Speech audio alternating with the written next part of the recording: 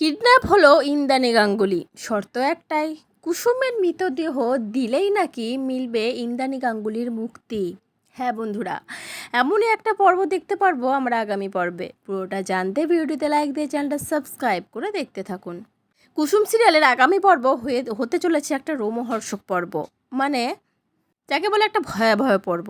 আগামী পর্বে আমরা দেখতে পাবো আয়ুষ্মানকে ফোন করে এটা বলা হয় যে ইন্দ্রাণী গাঙ্গুলিকে কিডন্যাপ করা হয়েছে।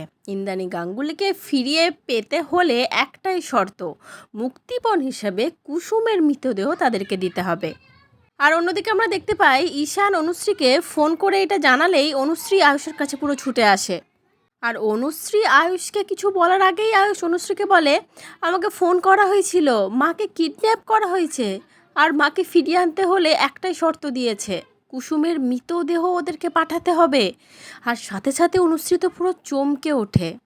এরপর হয়তো আমরা দেখতে পাবো কুসুম কিছু একটা বুদ্ধি খাটিয়ে ইন্দ্রাণী গাঙ্গুলিকে ঠিক উদ্ধার করে নিয়ে আসবে।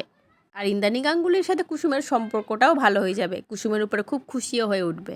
তাহলে আগামী পর্ব হতে চলেছে একটা টান টান রোমহর্ষক পর্ব। সবাই কিন্তু দেখতে ভুলো না। আর আজকের পর্বটা কেমন লাগলো অবশ্যই কমেন্ট করে জানিও। পরবর্তী আপডেট নিয়ে তাড়াতাড়ি আসছি, সঙ্গে থেকো, সাথে থেকো, চ্যানেলটা সাবস্ক্রাইব করে দিও। ধন্যবাদ।